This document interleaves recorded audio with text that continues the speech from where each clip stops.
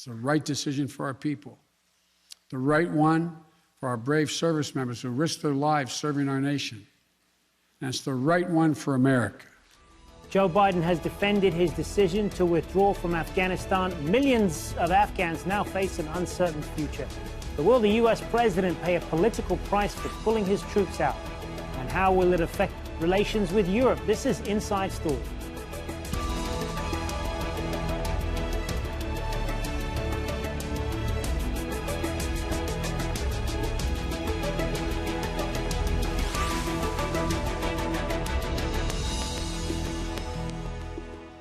Hello and welcome to the program. I'm Hazem Seeker. It is being called the worst debacle in NATO's history. The fall of Afghanistan to the Taliban turning out to be the biggest crisis of Joe Biden's presidency so far. He's facing criticism from US politicians and Afghan veterans. They say the ultimate beneficiary of the billions of dollars spent on Afghan forces is the Taliban. But the US president is adamant he made the right decision and blames the Afghan government and military for not being willing to fight for themselves. We have a lot to discuss with our guests shortly, but first, this report from Shihab Rattansi in Washington. Joe Biden attempted to keep public opinion focused on a promise kept. After 20 years, the U.S. was finally leaving Afghanistan. I stand squarely behind my decision. After 20 years, I've learned the hard way that there was never a good time to withdraw U.S. forces. But neither the president or any administration official has been able to address the chaotic manner of that withdrawal. Despite Biden's proclamation that the buck stopped with him, he lashed out both at the Afghan military and the Afghan political leadership that fled, even saying the U.S. had wanted to evacuate more people earlier, but was stopped by Kabul. I know there are concerns about why we did not begin evacuating Afghans civilians sooner. Part of the answer is some of the Afghans did not want to leave earlier, still hopeful for their country. And part of it because the Afghan government and its supporters discouraged us from organizing a mass exodus to avoid triggering, as they said, a crisis of confidence. At the Pentagon, officials insisted that they had role-played every eventuality. There wouldn't be drawn on whether that included such a swift Taliban takeover or whether such a possibility had been communicated to the president. Plans are not always perfectly predictive, and as is a well-known military maxim, that plans don't often survive first contact, and you have to adjust in real time. The Pentagon says it expects the 2,500 U.S. troops in Kabul at the airport to be supplemented within 24 hours by up to 1,000 more, and says that airport operations have resumed. In addition, the U.S. says more than 700 Afghans who were eligible for special immigration visas had left the country over 48 hours, bringing the total to almost 2,000. The president's opponents have been swift to deliver a withering commentary. Honestly, this administration looks to me like it couldn't organize a two-car funeral. And maybe it's not too late, I hope not, for the president to put in enough troops in and around Kabul to at least get out all the Americans and as many of the Afghans as possible who are our friends, who are our interpreters, on whom we relied all of these years. It is a sad day for the United States of America. However, when pressed, McConnell, as with many others in Washington, suggested his favorite option was a permanent military presence in Afghanistan, which would be against the wishes of a majority of Americans. The Biden administration appears to be hoping that eventually the chaos of the last few days will be forgotten, and instead the president will be seen as the commander-in-chief who finally brought America's longest war to an end. Shihab Rattansi, Al Jazeera, Washington. The German Chancellor has criticized the way the U.S. troop withdrawal was handled. Germany had the second largest military presence in Afghanistan after the United States. Die Entwicklung in Afghanistan ist aber natürlich auch bitter für Deutschland. The development in Afghanistan is bitter for Germany and the other allied nations that, under the leadership of the USA and NATO, fought after the terror attacks of September 11 for 20 years against terrorism and for freedom. Die Bedingungen in Kabul sind also extrem schwierig. We have to realize that an independent role of Germany or other European forces during the NATO mission in Afghanistan was not possible. We have always said that we were fundamentally depending on the decisions of the American government. Afghans who worked for the US and NATO forces are worried for the safety of their family members. A former interpreter who now lives in France says only a miracle can save his relatives in Afghanistan. I am in real trouble. Just because of my work, please, UK government, do not punish my family. Do not leave them behind, because that's gonna cause lots of life. If anything happened to my family, you know, how can I live that life after? You know, it's really hard. It's really hard. I'm struggling. I'm still struggling. You know, I'm kind of losing hope. I haven't seen my family 7.5 years ago, since 2014. Can you imagine that? This is just the only beginning that Taliban is doing right now. Is just only a show. I'm sorry, like, I have pains. It should come out. That's only the show. In the future, the world will know what will happen. And there won't be a media to show it to the world. So if they take my 2 brothers with them to fight, and I have an old mother, and I have an old father, and if by somehow they come and by forcefully marry my sister with one of them, so how come you imagine these things as an eldest brother? There is 2 ways. Either you go fight against them, or either you finish your life.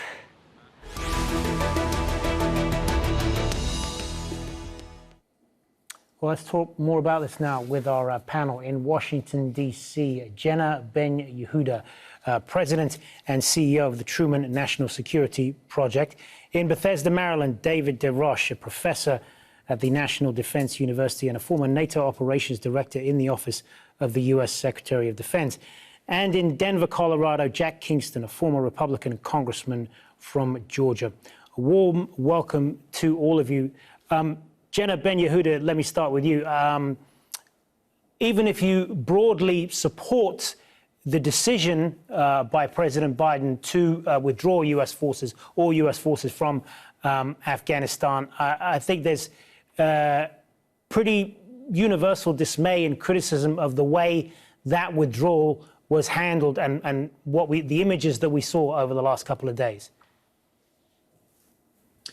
Thank you, Hazem, and good morning. Yes, you're right. I think there, myself included, a number of us across the national security community, including a wide range of veterans, did support the president's decision to leave Afghanistan after 20 years of loss and pain and combat and trillions of dollars spent.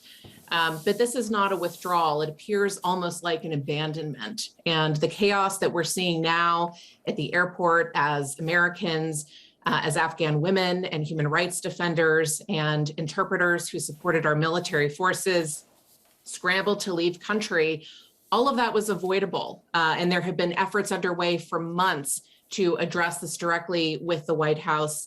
This could have been prevented. And now the key will really be to keep the airport safe and open and those flights running until everybody who needs to get out can. David DeRoche, does this feel like an abandonment to you? Oh, yeah. Yeah.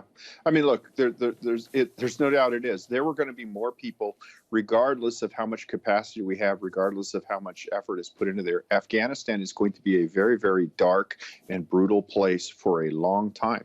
And the demand to leave Afghanistan is going to exceed the lift to get people out, and it's going to exceed the ability of countries to accept and resettle these folks. Some countries have given up trying. President Macron said, look, nobody forced these people to work for us. They made a choice, and they have to live with it. That's a pretty callous approach. But, you know, the bad news is already starting, and sadly, I fear it's only going to get worse. Jack Kingston, what's your view on this? And I want to ask you as well whether you supported the decision, the initial decision that was made to withdraw U.S. troops from Afghanistan, a decision that was a deal that was struck by Biden's predecessor, the Trump administration. You know, I would say I have been supportive of an orderly and a stable withdrawal with some U.S. presence there that has to be inevitable. You know, when we were leaving World War II, people probably would have said, you can't have troops in Germany 50 years later, yet we still do. The same thing in South Korea. So having an American troop presence in areas where there has been conflict is not unusual. But what we're seeing now, not only the immediate humanitarian crisis of people clinging to a C-17 trying to get out of there. But what we won't see, just as the guest said, whose family was over there, the Afghani, that you're not going to see the Taliban in the next 60 to 90 days, the next year, slaughtering people, going door to door, looking for people who were sympathizers with the Americans and fought against them. That's going to be horrible. But the other thing, and I picked this up time and time again when I was in Afghanistan and spoke to the Afghan leadership and soldiers, is they wanted to know, are you here to stay? We have a fear that you are going to leave us high and dry, abandon us, just as what's happening right now. And then the next time there's a conflict, how will you win the hearts and minds of the local people after they see what we're doing right here? It's going to be very difficult, not to mention the other Western country who were allies in the coalition. And perhaps other guests remember, I think the number was 48 countries who were involved in the coalition at some capacity. And how do we get them to rally around the next cause? It's going to be very, very difficult. Do you share the fear that some have expressed that Afghanistan now risks becoming a breeding ground for groups like Al-Qaeda and ISIL and so on? Absolutely. You know, prior to 9/11, we were still given something like $75 million in foreign aid to the Afghan country in one form or the other. So, you know, and we were engaged pre 9/11. They did not have any, I'd say, focus of bitterness towards us until Al-Qaeda came in there. And I think now they are going to have more of a focus. There is going to be revenge. We've left a tremendous amount of military equipment there and a lot of trained soldiers who will flip sides. And so to say that it's not going to be a bed of terrorism when Tehran, China, Russia, other foreign actors, bad actors, are going to see this as a potential training camp, recruitment area, breeding ground, whatever you want to call it. So, yes, they're going to totally reject American and Western values on terrorism. David DeRoche, President Biden did acknowledge that he was surprised by the speed of this collapse of the Afghan government, and did acknowledge that it was messy. Why was his administration caught so flat-footed, do you think? Well, I think everybody got it wrong. I didn't think they'd fall so fast either. But you know, I think the problem is we had a phrase in the Pentagon: drinking your own bathwater. People were. There's a self-reinforcing cycle of expectations. There's a focus on inputs rather than objectively measuring outputs. I think everybody was aware that corruption was a chronic condition. We were aware that a lot of the warlords who we never really dealt with were, you know, capable of treachery, which is, I think, really what was behind the rapid fall of the northern part of Afghanistan to the Taliban. It was really allegiances. What was really remarkable to us, though, was the depth of the treachery. I mean, there was really only one military battle, perhaps two, Kandahar and Kunduz. The rest of these cities were surrendered without a fight. It's important to note, though, that the Panshiris, you know, they're still there, and they're used to operating from their remote valley and expanding outward, as they did against the Soviets and as they did against the Taliban. So it's not a complete failure, but boy, oh boy, this is a big issue, and the Biden team and you know, got it really wrong. And I think any other president probably would have gotten it wrong too. Jenna Ben-Yehuda, what lessons do you think the U.S. can learn from this? Because there were those who will argue that this battle was lost many years ago in terms of the way the United States approached the whole thing with their presence in Afghanistan. What do you say to that? I think that's right. And I think David's exactly spot on. This failure has 1,000 fathers and has been 20 years. in the making. And it's clear that an ongoing, sustained presence would do little to continue to shape the outcomes I think we all desire here, which is a peaceful country for people and a reduced threat to the United States. But that's not what we have at hand right now. And as David notes, we really need to think about what this means for U.S. power, for our partners and allies. What I'm concerned with principally, Hazem, is what kind of message we're sending to our partners and allies when, if after 20 years of war and fighting alongside folks in Afghanistan, we're not there to extend our moral obligation to save them. President Ford did this under Vietnam. It was hugely unpopular at the time. 130,000 Vietnamese brought to the U.S. We have 2,000 Afghans who supported U.S. troops who have arrived in this country, 2,000. And so if, as Senator McConnell suggests, he is concerned with the fate of our partners and allies, the next step will be for the U.S. Congress to increase refugee admissions levels and to bring as many people here to safety as possible. That depends, that certainly affects the lives of Afghans, but it also sends a really strong and important signal to would-be American partners all around the world for years to come. It is important to our credibility to be able to say that we'll stand by those who stood with us. Well, let's put some of that back then to David DeRoche. As someone who's worked within the NATO leadership, how does what we've seen in Kabul over the last couple of days affect U.S. relations with the European partners and NATO partners, and basically U.S. credibility? Yeah, I'm sorry. I have to go back and readdress my remarks were mischaracterized. I didn't say that the whole mission was doomed to failure. What I said was once the U.S. decided to withdraw, I don't think anybody predicted that the Afghan government would fall so quickly. I think that it was a chronic condition that could have been managed at an acceptable rate for a long period of time. So it does affect U.S. credibility. I mean, President Biden here acted really the way that critics accused President Trump of acting. He made a unilateral decision. He did not consult with NATO allies. He said, I'm going to do this. And I'm sorry, Jenna, I'm going to have to disagree with you on the Vietnam analogy as well. President Ford did not unilaterally decide to withdraw U.S. troops from Afghanistan. U.S. troops withdrew 2 years before the fall of Saigon. What happened was the U.S. was committed to providing logistic aid. Congress passed a law that said that won't happen.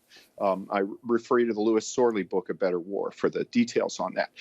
So what you had here was a different situation entirely. You had a unilateral decision by the president, which I think history will show in the fullness of time did not consult with anybody in the career bureaucracy in the Pentagon and the State Department because he was worried that he would get rolled, as happened in 2009. I'm sorry, David. He made a unilateral decision without consulting with allies that created a condition that just snowballed beyond any recognition. But that being said, nobody expected it to happen this quickly, and I don't really fault him for being surprised by the rapid fall of the Kabul government once that was withdrawn. All right. I know Jenna wants to respond to that, and then we'll move on. Go ahead. Yeah, if I may, certainly the conditions in Vietnam at the time were different than Afghanistan. No other circumstance could possibly be the same as what we're confronting now. My point, David, and to our viewers, is that there is a strong historic precedent for large-scale evacuation of partners and allies. That's the precedent, and it's not what we're seeing here. And further, it's factually inaccurate that state and DoD were not consulted throughout this process. They were consulted routinely. Ultimately, it was the president's decision, and he's been very clear that the buck stops with him, and he's owning it for good or for ill. But there was a wide range of consultation throughout the process. Jack, I think history will show that, but certainly briefly, NATO was not David. consulted. The NATO Secretary General was surprised. Jack Kingston, what's your view on if we go back to way before Biden and Trump, and back to the Bush administration in 2001 after the Taliban fell in 20 years ago? There were those who would say that the campaign there was lost a long time ago, going back as far as that because of the approach that the United States took to all of this. What do you say to that? I think once we were there with the idea of we need to fight the war against terrorism on their territory, not in the United States, which is one of the themes that George Bush said over and over again, we needed to convince people that that effort is succeeding. If you look at troop loss, for example, 2019 was the third highest year since 2013. 2013, you lost about 100 troops. 2015, 54, and then 2019, 22. And the reason why I'm bringing that up is to say that you had reasonable stability. You did not have, huge battles, huge warfare and slaughter. Now, it was a grind. And I'm not saying it was good because of that. I'm saying that the American presidents and the American Congress did not sell people on, we have sacrifices going on a regular basis over there. We are spending millions upon millions of dollars. But on the other hand, we are keeping it from becoming a hotbed of terrorism. And I think that the prediction is that's what's going to happen to it right now. So I think that we in elected leadership failed by not talking about this each and every speech as to why troops are on the ground there, what we're doing, and what we're trying to accomplish. And so I do think Jenna's right. There's a lot of people who can claim the failure on this, but at the same hand, American people, they want to go in, knock somebody off, come back home, and live happily ever after. And the world, unfortunately, doesn't operate that way. You have to remain engaged, whether it's a pretty picture, a clean picture, or not. David DeRoche, can the U.S. remain? I'll let you respond to that, Jenna, in a moment. But I just want to put this to David. Can the U.S. remain engaged in this while not being physically present? Can they make sure that the Taliban, as they govern Afghanistan, do not allow the country to be overrun with these groups like Al-Qaeda and ISIL and so on? I don't think so. I mean, President Biden said he was the fourth president to preside over war in Afghanistan, wanted to be the last, but actually he's the fifth. President Clinton fired cruise missiles at Al-Qaeda targets in Afghanistan, trying to track down Al-Qaeda. That was characterized by President Bush as, shooting cruise missiles at tents, which is not too far off what actually happened. It is possible, but it is extremely more difficult. We won't have local intelligence networks. We don't have local bases. Our weaponry is degraded, and the operation is extremely expensive. So I agree with Representative Kingston. It is more likely that groups that want to do harm to the United States find a safe haven in Afghanistan than it is likely that we are able to identify, target, and then meaningfully obliterate these groups. And I don't think the Taliban is going to do it for us.